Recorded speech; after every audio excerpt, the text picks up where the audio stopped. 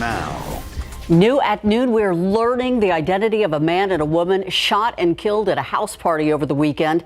The Bexar County Medical Examiner says 40-year-old Marvin Medrano and 30-year-old Jennifer Collin were both shot in the head. Police say Raul Trevino III is accused of opening fire at a party on Saturday night on Roseland Avenue. That's near Gaynor Street on the west side. Trevino is charged with capital murder and aggravated assault with a deadly weapon. Police say it was an argument between someone at the party and a neighbor that led up to that shooting. An early morning fire has left more than a dozen families scrambling, wondering what to do next. Almost everything in the building that wasn't touched by flames has smoke or water damage. Katrina Weber shows us why one woman who lived there says it's a fire that didn't have to happen. Soon after getting the 4 a.m. call to the Chisholm Trace Apartments, San Antonio firefighters had a fire there mostly knocked down. A closer look, though, showed they'd be there for the long haul. They had to cut into the roof of the building on Hebner near Fredericksburg Road to get to a persistent problem. There was a blower motor in the bathroom that appears to have caught fire in the attic. Lisa Espinosa says she tried to tell firefighters that when she originally called them to her third-floor apartment around midnight.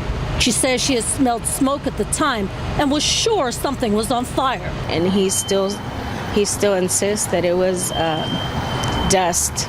I said, that's not accumulated dust. I'm telling you, it smells like burning wood. The fire department confirms crews turned off electricity to that motor, then left. But about 3 hours later, Espinosa says she woke up to her daughter panicking, yelling, Mom, get up. We need to get out. The house is on fire. Fortunately, her family and all their neighbors got out safely. While the fire damage was contained to Espinosa's apartment, all of the others in this section of the building have water or smoke damage. As for the rest of this building, they have no electricity. My little girls don't even have shoes. Everything's gone. Espinosa says they have lost it all, even though she tried to do everything right. The American Red Cross showed up with temporary help, but she's worried about the future. Katrina Weber, KSAT12 News. Outside with Live Cam, I guess the treat for trick-or-treating is a pretty nice evening for the kids to get out. Huh? Well, it's not raining. There's that. No, the rain's gone. If you look there at the edge of your screen, that's blue sky. We're starting to see these clouds clear out, and we're going to get some sun this afternoon, which is going to make for a pretty nice afternoon, although I'll caution you, by the time we get around to trick-or-treating, it's going to be a little bit chilly. Let's look at the satellite picture. You can see where the clouds are. The line of clouds stretching from roughly Highway 90 north. That's where it clears up. You go south of that, still mostly cloudy, but these clouds are eroding pretty quickly, and here around Bexar County, we're starting to see them thin out. So the sun will be out here soon, and temperatures will start to go up. We're at 51 right now. But you can see areas that are to the north, New Braunfels, where the sun is out, 52 degrees there, and you'll start to see these numbers in the hill country jump up as well before these numbers down to the south do, just because that cloud cover will still stay in place. Still in the 40s in a few spots, still chilly, 49 Bulverde, 49 Canyon Lake, 50 right now in Bandera. And as we look at the time lapse, you'll get an idea of the cloud cover. Still there most of the morning, and right there at the end, you start to see the blue skies. 51 at the airport, 52 New Braunfels. There is still a bit of a wind chill in spots. You go to Seguin, feels like 45 right now, and Bernie, 48 with a wind chill, 43. Again, a pretty nice afternoon. We'll check in on that trick-or-treat forecast very quickly here. 60 at 5 o'clock, 53, 7 p.m., 50 at 9 p.m. as the kiddos head out. Make sure they have their jacket. They'll want it, especially towards the end of the trick-or-treating hours. We've got a really chilly morning coming up tomorrow. Possible freeze in the hill country. We'll talk about that here in just a couple minutes. Thank you, Justin. Right now, San Antonio police are trying to find two people behind two different crimes. First, a deadly shooting at a Northside apartment complex. The victims in this case, Jeremy Sanchez and Aaron Espinoza, both 23 years old. It happened back in July. Officers were called to the Alon at Castle Hills Apartments on Lock Hill Summa, and that's near West Avenue. After the shots were fired, police say Sanchez and Espinoza were meeting someone at the complex at the time of the shooting. Later, the two men and their vehicle were reported missing. Their bodies were found a few days later at a different location. Police also searching for this wanted fugitive, 21-year-old David Guerra Macias. He is accused of deadly conduct with a firearm. We're told he possibly shot a dog in a neighborhood here in San Antonio and then reportedly streamed it online. If you have any information about either of the cases we just mentioned, you can call Crime Stoppers. The phone number to call, 224-STOP. A man may not survive the gunshot wound that he got after a verbal fight turned into a shootout. This happened on the southwest side last night. It happened just before 10 o'clock on Old Pearsall Road. Police say the group met up there. Things took a turn, though. After the bullets started flying, the suspects took off. The victim drove to a gas station to get some help, and at last check, he was in critical condition. Police tell us the driver will face charges when officers find him after they say that driver hit a man walking along a highway and then left him for dead. It happened a little after 10:30 last night on Highway 90 near Acme Road. That's on the west side of town. Police tell us the man was walking on the shoulder when a driver hit him. Police say that driver did not stop to help and will face one charge of failure to stop and render aid. Death when found. The victim did die at the scene. No one can say for sure just yet, but a man may have died as a result of falling asleep with a lit cigarette. He was found unconscious by firefighters yesterday afternoon. Chief Charles Hood says there were cigarettes near the couch and they could not find a working smoke detector. It happened at a duplex on Meeks Avenue near East South Cross and Clark Avenue. We're still waiting to hear his actual cause of death. In Jourdanton, a wanted man now in custody. Police say David Garcia was arrested after escaping Jourdanton police Monday afternoon. We are told he ran from officers, attempted to execute an arrest warrant on him. He was believed to be armed and dangerous at the time of his escape. Officials were able to track him down a little before 8 p.m. A Mother's Day tragedy, the subject of the newest Texas Crime Stories podcast. You might recall this story. It was a 6-year-old dying in her mother's arms. Well, now, 3 years later, the community shocked again when the suspect is given a 25-year plea deal. Eric Hernandez and Lee Weldman break it all down for you. The full episode is out right now. You can check it out on KSAT12 or the YouTube channel and wherever you get your podcasts. You still have time to vote early in the November 7th election. Voters will see 14 propositions on the ballot that'll either create or change state funding. There's also local races to decide on, depending on your precinct. To see a full list of voting locations and a sample ballot, just scan this QR code on your screen there. Early voting ends November 3rd, and that is this Friday. The high school volleyball playoffs are underway. We will serve up some action for you coming up in sports. Will the U.S. send more aid to Israel as the fighting intensifies in Gaza? I'm Inez de la Cuetera in Jerusalem, and I'll have all the latest coming up.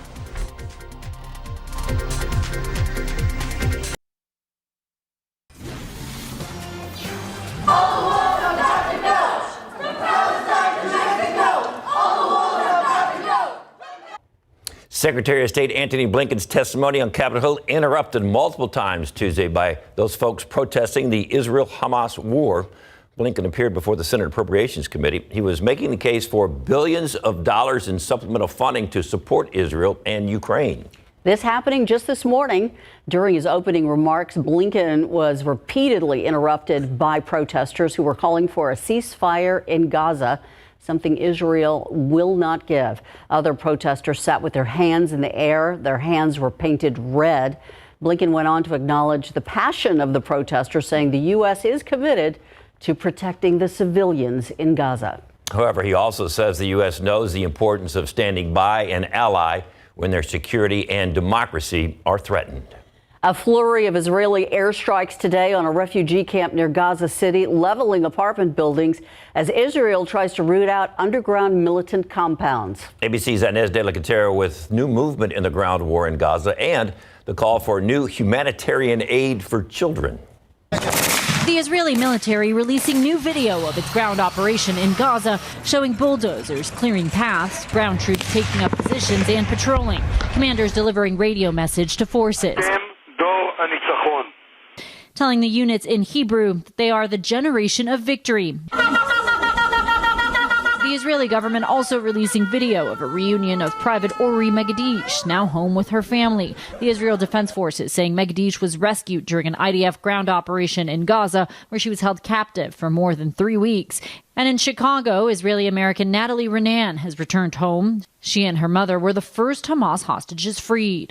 We have to remember that there is still 239 hostages in the hands of Hamas in the Gaza Strip. Hamas releasing video Monday claiming to show 3 more women held hostage, pleading to be freed. ABC News will not show the full video. Prime Minister Benjamin Netanyahu rejecting the calls for a ceasefire for humanitarian efforts and to gain the release of other hostages. The ground action actually creates the possibility, not the certainty, but the possibility of getting our hostages out.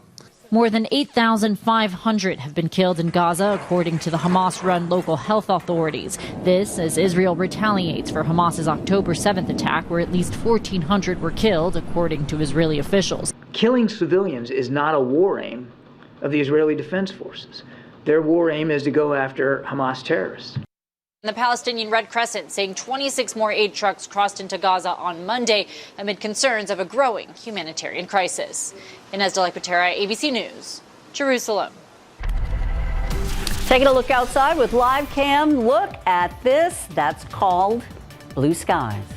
Love to see it. Love to see it. We've had a cloudy day. Obviously, yesterday was cloudy and cold. The sun's going to help us a lot today. It's going to warm temperatures up. Close to 60. It'll turn into a beautiful day. Good Halloween. The aquifer is up 1/10 of a foot, 635.9 in your pollen count. Everything's low here. Molds, ragweed, fall elm, and grass. Nothing too much to worry about. We'll take another look at the Halloween forecast. That possible freeze as well for parts of the area coming up after the break.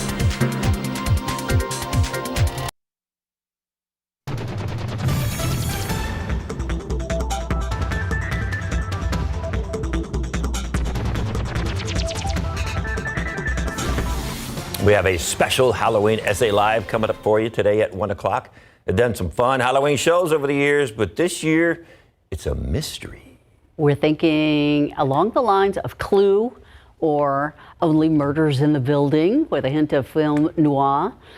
Private investigator Michael Osterhage is going to need your help to solve a wacky crime. We'll find out what really happened at 1 o'clock on SA Live. So it's a whodunit on SA Live. There you go. Something to think about as you get ready to go trick-or-treating. He's perfect as a private eye. Mike? Yeah. Where's the hat? Well, He's got the right jacket, too. Yeah. It looks good. We'll have to check that out. And yes, Halloween, we're excited for everything that's going on tonight. If you have plans to be outdoors, which many I like of us the do. orange tie. Yeah, well, it's the best I can do. Ties. We Yours tried. is more salmon. Yeah, it's not perfectly orange. I do have orange socks, though, so there is that. Yes, Halloween, a lot of trick-or-treaters tonight, and I know we're looking for some good weather, and the sky is going to be clearing out. It's going to be a little chilly, yes, but at least it's not raining, and the kiddos aren't going to mind, of course. Temperature-wise, 51 right now, 51 Kerrville, 52 in New Braunfels. This is where the sun is starting to pop out. You go south of town, still cloudy. That'll probably keep temperatures in check for a little bit, but even these clouds are starting to thin out some, so I think everyone will be clear by tonight. 52 Bandera, 53 Rio Medina, 52 right now in Hondo, 50 up there in Bulverde, and we can see the clearing line right here on live cam. 51 degrees in town, north-northeasterly winds at 13 still. Gusting to 17, so winds are still a little bit breezy, but even those will calm as we head into tonight. So you can see the forecast here. This is one of our computer models, and yes, it does take all the clouds out of here by this afternoon, and by dinner time, certainly most of us will be looking at clear skies. Now, the problem with this is once we get to sunset, those temperatures will fall very quickly. We've got the clear conditions, winds lightening up, and that's a perfect situation for that radiational cooling. So the trick-or-treat forecast, 60 at 5 o'clock. Once the sun goes down, we're down to 53 and then down to 50 at 9 p.m. And as we look at the morning lows tomorrow, a lot of us are going to be dropping down into the 30s. Here in San Antonio, I'd say 36, 35. Helotes, 33, going to be right on that line. Bernie, I think you could see a light freeze there. 32, Comfort, Kerrville, Bandera, Utopia, Bulverde. The line's going to be somewhere here. I do want to watch northern Bexar County, though, and we often can see temperatures dip close to freezing in these areas like Timberwood Park, Leon Springs, Gray Forest, over to Fair Oaks Ranch. If we do see a freeze, it would be brief. It'll be light, but it's possible. So we want to alert you that you may want to bring in some of those sensitive plants if you have them. Don't forget about the pets. This is not pipe weather, though. I should point that out. This is not even close. We're not going to worry about pipes at all. This is just a light freeze. But we want to let you know in case, again, you do have some of those plants. There are freeze warnings in effect, 3 a.m. to 10 a.m. that include those counties. And those areas, basically, we just showed you, northern Medina, Uvalde, and then into the hill country. This does not include Bexar County, but as we said, that northern edge of Bexar County is always a place to watch. So we start off at 35 tomorrow morning. By Thursday, we're at 39 during the morning hours. And these are the overnight lows. And then they start to come up. So by Friday, Saturday, Sunday, we're back to what we've been used to, some warmer weather. And it actually goes above average. We'll see highs in the 80s and lows in the 60s. So back to more typical weather here. And as we look down the line, it actually gets a little bit warmer. That area of low pressure, that big trough that brought all the cold weather, starts to push east. And by the way, this is going to help create a big system across Europe. That's going to bring in a lot of cold air and a lot of weather for those folks. But our jet stream kind of levels out a little bit, and so we see more of a zonal pattern, meaning everything's just moving west to east, and typically that's pretty quiet for us, and that's what I expect as we head into the weekend. So 62 tomorrow, 67 Thursday, 75 on Friday, mostly cloudy. Don't forget we fall back this weekend, 2 a.m. on Sunday, but it'll be warm, highs in the 80s, and we could even go as high as the mid-80s on Monday. But all in all, looking good for Halloween. Moving through this day, getting better and better. That's right. Playoff action, volleyball style highlights coming up, and Rangers could be missing a big-time star for Game 4. Blaine coming up. Started the high school volleyball playoffs at gyms around town last night. We start at Burbank High School, where Burbank is hosting Harlandale for the Class 5A bi-district round. First set, Bulldogs outside hitter Beth Jimenez is going to come up with the big hammer. There's both teams getting ready. All fired up. It is the playoffs. So here we go.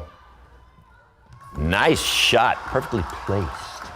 Jocelyn Gutierrez answers right back, though, puts one in the corner, beautifully done for the big kill. The Indians win it 3-0, advancing to the area round. Alamo Convocation Center, the Davenport Wolves were matched up with WLA for a Class 4A bi-district match. The Wolves rolling. Talon gets up and lasers one just inside the barrel. Ooh, nice shot. Davenport on the attack again, setting up Legsley Dahl, who tools back. Look at this. That's well placed, too. Right off the hands. Davenport wins it in straight sets to become bi-district champs, and they told us communication is the key to their success. I think it's definitely something we've kind of built up, and over last year we really got close together, and it's pretty much the same team returning, so our communication is really well together. We just blend really well. We talk a lot on the court, and we know each other very well on the court and know how each other play. We pretty much have our whole crew back this year, just a year older, a year more mature, and these kids, they just work hard, and it's fun. They make it fun. She can see they're staring at me right now. It's just a really good time. Getting close to football playoffs as well. The big game coverage game of the week is a District 28 6A showdown between 5 and 4 Brandeis and undefeated Reagan. The Rattlers are looking to keep their district record unblemished for the second straight season. Now, Reagan has not dominated the playoffs like they have during the regular season, so they're coming into this with a high level of intensity. We played an imperfect game against Roosevelt, so we're working on just cleaning it up and playing some playoff football. This game is like a pre-playoff game. Coach has been preaching it every day of the week, talking about this is going to get us ready for the playoffs, and we're looking at this game basically as the first round of playoffs. All right, so it's all going to happen Friday. Brandeis hosting Reagan. That kicks off at 7:30. World Series Game 3, Arizona tied at 1 between the Texas Rangers and the Arizona Diamondbacks. Bottom of the second inning, San Antonio native Josh Young bare hands the throw. Coming up here in just a second. You're going to see that in a minute after that play. Yeah, that goes off the pitcher's elbow. There's Josh Young right there, barehanding that over. They got him. That hurt really bad, but it was a great play for Josh Young. And then Corey Seager. How fast does that ball get out of the ballpark? Pretty quick. The Rangers go on to win it 3-1, and the problem the Rangers is going to have is Odalis Garcia ended up hurting himself last night on a swing. I don't know if we'll see it here or not, but he hurt himself last night on a swing, and he had to leave the game. Had tightness in his back, so there's some question as to whether or not he will be here ready to go for Game 4 coming up tonight. Once again in Arizona, the Rangers undefeated on the road. They've won every game on the road in the playoffs, which is absolutely incredible. So they'll take on the Diamondbacks again tonight in Game 4. See what they can do. Football coverage brought to you by Davis Law Firm. After dominating the Rams yesterday afternoon, Dallas Cowboys are in really good spot ahead of their looming Week 9 NFC showdown at the Eagles. Philadelphia owns the league's best record at 7-1, and just like Dallas, they are 3-0 when playing at home this season. Dak Prescott is 8-3 against Philly since becoming the Cowboys' starting QB in 2016. He loves going against the Eagles. We'll see on Sunday. It's going to be a good one. Yeah. Okay, long-term aspirin treatments might be on the way out for some people who've been taking it. Why doctors may be changing this prescription. And the last holdout and the longest U.S. auto strike in 25 years now appears to be on board. Details on the tentative deal coming up in the next half hour.